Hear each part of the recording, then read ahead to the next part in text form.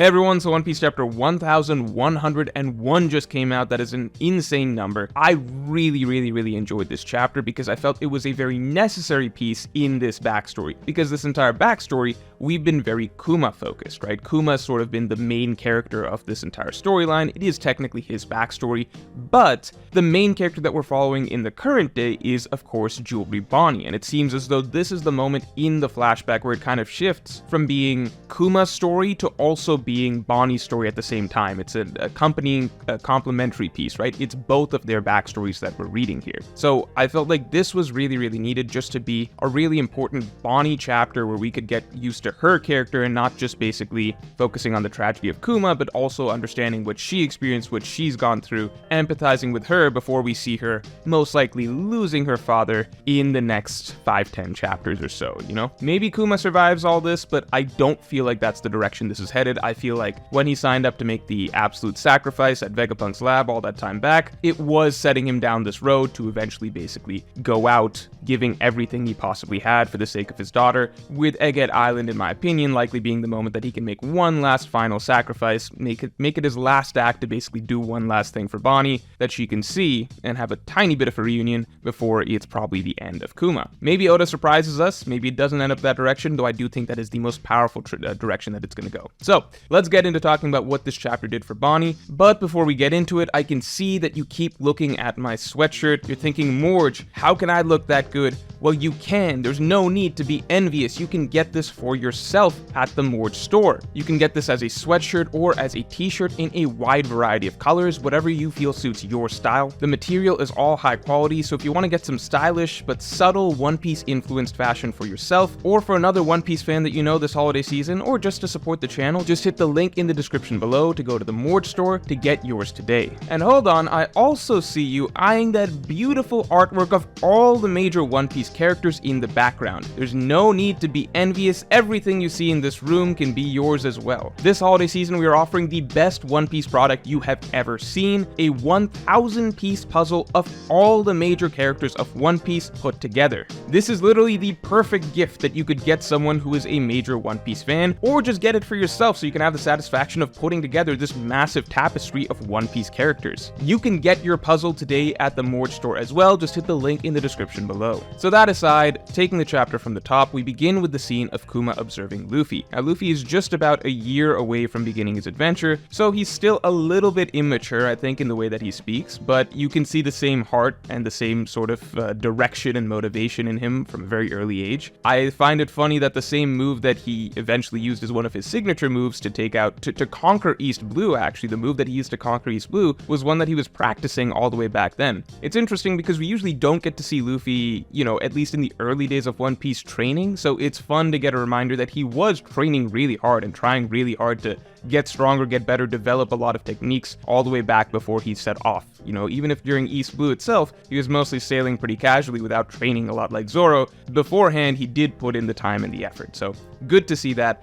Now, the actual importance of the scene, in my opinion, is not even so much, you know, I think a lot of us were expecting that it's going to be important for getting some insight into Luffy, maybe Kuma realizing that Luffy's set up to be Nika in the future or something, but it really wasn't about that. I think that more than anything, it seemed to establish that this is important to Dragon, that Dragon does actually, you know, have a heart, that he does care for his son. I understand that Dragon has a lot of allegations being thrown around against him, that, you know, he's just, on top of being a terrible dad, he doesn't care about his comrades, a lot of, you know, just a lot of different things, and I did put out a video arguing against a lot of the things that people have been saying against him, which I think more so just goes to him being misunderstood or us kind of forgetting what his goal has been throughout the story. However, it is still really nice to see that sort of personal aspect of it, of him wanting at least to be a good father and him at least caring about his son. That does matter. Even if at the end of the day, Dragon has, for 1100 chapters, only ever tried to help out Luffy once, at the same time, we do understand that it's not because he doesn't care, it's just that he can't afford to be prioritizing taking care of his son over the Revolutionary Army, especially considering that his son could be used as a weakness against him. So it honestly was a really, probably the most touching thing that Dragon, that has ever come out of Dragon's mouth throughout the story, to say that Luffy is my weakness, right? To acknowledge that aspect of it, that Luffy, that he does have a weakness, that there's a reason that he remains so stoic, so serious, so mysterious, and tries to keep his past and everything about him hidden from even his own comrades, because he does have a weakness. His weakness is his own son. So I think that is a touching little thing to find out about the character. So some points for Dragon this chapter. I'm sure a lot of people will be happy to see that. Now, moving on, we do get some insights into what Kuma was doing. He had a career as a warlord. He did actually help out people both as a warlord and as a Revolutionary Army member, so he was doing that. But the more important side of this chapter was getting a look at what Bonnie was doing, and I think that this chapter did a lot to help me feel more for Bonnie. Not that I didn't already, but I think outside of Bonnie not being allowed to go outside, she hadn't really, which is bad. It is really, really bad. She had been getting to live life in a sort of protected bubble up till this point, so Kuma had very successfully been able to shield her in sorts from the suffering or the truth of her existence, what's going to happen to her. And it's terrible, obviously, that she has to stay indoors, right? And other kids are mean to her, but it's not quite, she's not living like a Nico Robin style childhood or something like that, right? But this chapter really did help play up the sympathy that I had towards Bonnie, because we get to see Bonnie living without a father. We get to see her kind of struggling more and more with being stuck indoors by herself, obviously with people that care about her around her, but she's not able to go see her father, and she's not getting any letters from her father either. So we see her kind of going down this spiral, and I do really, really like the little scenes that Oda had of her looking through like the little letterbox, from I guess looking directly at her eye line, basically. I like the little panels that he had of that, of just this little kid checking again and again and again if her parent has written to her. So I thought that was sweet. I thought that was pretty sad. I liked how Oda's kind of building up our empathy for Bonnie over the course of this chapter, building up to the climax of the chapter where finally everything comes together and she's able to make her great escape with the aid of everybody that she's gotten to know and kind of become her makeshift family there while she was staying in Sorbet Kingdom. To me, seeing this kid who basically was isolated and kept in a little bubble all her life, who was questioning whether her father even still cared about her, maybe she wasn't questioning that, but was at least hurt by the fact that it felt like maybe her father wasn't fulfilling a certain promise, to have her suddenly be thrust into the real world and kind of understand a little bit of the bigger picture that's going on, and all of a sudden she's out of this little shell, she's out of this little bubble, and she's venturing off into her own grand adventure at 9 years old. I think that's a really compelling little storyline that we got for Bonnie this chapter, really spanning over the course of the last few chapters, but this chapter was the one where it really came together. So it's not like I disliked Bonnie before this, I just didn't feel super strongly towards her, against her, anything like that. I like the character, right? But for me, Kuma was mainly the star of this backstory. Now I view them kind of as co-stars, and now I really like Bonnie, and I want to see her find happiness in the modern day. I want to see things kind of come full circle and for her to have a sort of happy ending or a new beginning of sorts, as the events of Egghead Island close and she's able to get closure with her father and basically set off in a new stage of her life. And finally, we had Bonnie taking out a Cypherpole agent. So this is kinda crazy considering the potential of Bonnie's ability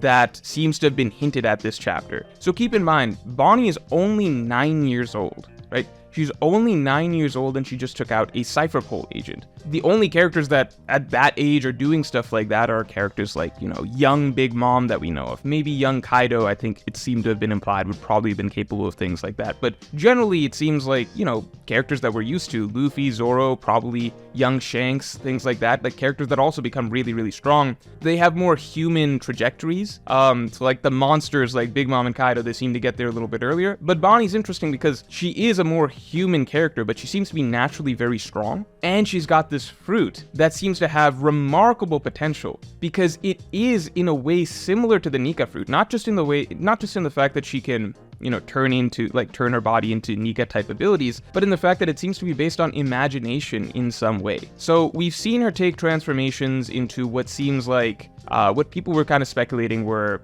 Buccaneer type forms, right? Why is she so big and strong in these distorted futures? It's like maybe she's imagining herself like her father. But here it seems that if she imagines herself just as Nika, she's able to imitate the abilities of the things that she imagines, right? And I'm sure that she can't do everything that Nika can do, but that's not the point. The point is that at 9, 10, and now obviously around 12 years old, she's capable of most likely imitating a wide variety of extremely powerful abilities, and I'm sure that she would be capable at this point of taking out characters that are much stronger than just a Cypherpole agent, right? I think a lot of us got fooled that she's not able to take out Kizaru. That's kind of embarrassing, but at the time, we didn't know that she's 12 years old, and we didn't, put into context that, no, it's crazy that she's been able to succeed whatsoever at this age as a supernova rookie, as like one of the worst generation to be able to get this far. And what we've seen so far is just the tip of the iceberg of her abilities, because what else could she imagine? Like a distorted future where she's emu or something like that?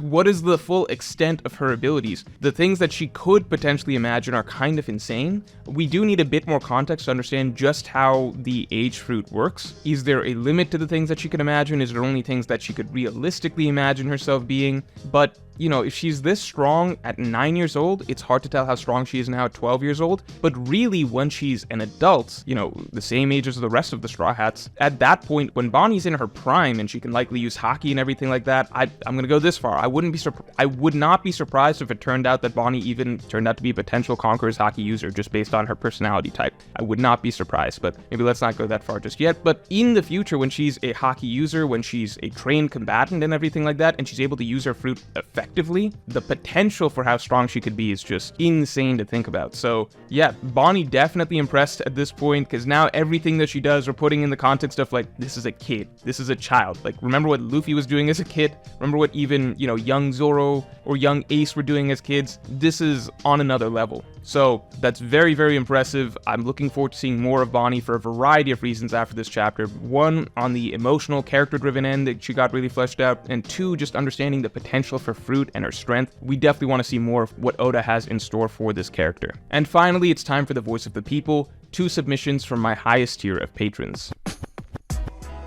So Braxton Hart said, Oda really took the side characters from Sabaody and made the best flashback in the series yet. So while I would agree that this is arguably the best flashback in the series, I'm just going to let it finish before I kind of give it that title or determine whether it has that title. But I think it's, I'm not going to debate anybody who says it's the best flashback in the series. So I would agree it's arguably the best flashback in the series, but I think that you got the order of operations a bit reversed there. I think that it's far more likely that Oda had, a plan in the first place to create to create a narrative surrounding these characters of Kuma and Bonnie, and then he worked that back in to set the seeds in Sabaody, because we know that Kuma, the storyline of him being turned into a robot, a pacifista, the pacifista models being set up, etc., that was all set up from Thriller Bark, and we know that him being a Revolutionary Army member, that was also hinted at Thriller Bark. All of the stuff surrounding Kuma was things that Oda already had in mind, prior even to Sabaody, so it's more as though this was always going to be the plan,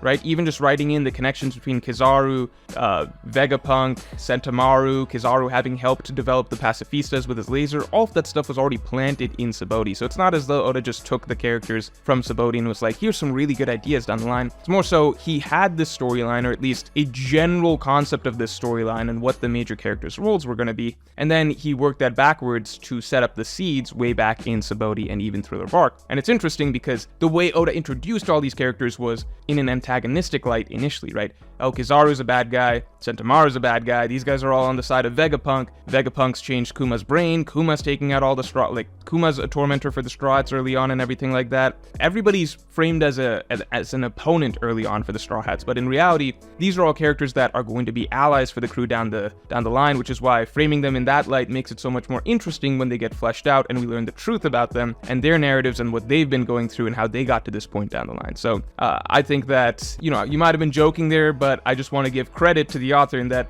no, he had these ideas, or at least the broad blueprint of these ideas for these characters all the way back in the past, and he just set it up in a way that we would never be able to predict the true story behind all of these characters from Sabaody. And secondly, we have from Oluwampt, the scene with Dragon was a great moment, especially recontextualized by what Kuma is facing as a result of his child being known. So that is such a phenomenal point that I didn't even think of when I was initially reading the chapter. I was just like, that's a really nice thing for Dragon to say. It's silly, but it's really, really obvious, and I should have seen it right away, which is, yeah, what Kuma is going through right now, everything that he's kind of been forced to do, the consequences that he's been forced to face, what they've been able to do to him, how they've been able to turn him into a mindless robot, a slave, just use him. All of it is because he has this one weakness, which is that he cares about his child. And as long as they're able to hold his child's well-being as leverage over him, they can have him do whatever they want. Now it makes sense why Akainu was telling Bonnie, oh my god, a chill ran down my spine when I realized that you'd ran away. Bonnie is their leverage over Kuma. Without Bonnie, they can't really make Kuma do anything. Granted, Kuma was too far gone at that point for it to have really mattered, but that is the truth of that statement right there, which is that it just puts the entire backstory into perspective. Like, the way that Dragon is right to keep a distance from Luffy, because look at what's happening to his subordinate Kuma right now, because he cares so much about his daughter, and he's made it openly clear to the world government what he is willing to do for the sake of his daughter, and they're just going to use him however they want to use him for that reason. That is a phenomenal comment, a great way to contextualize the double meaning of Dragon's statement there, what Oda was trying to get at. So that's all for this week. I will talk to y'all later, and make sure that you get your clothing in the Morge store today, and your own puzzle from the Morge store today.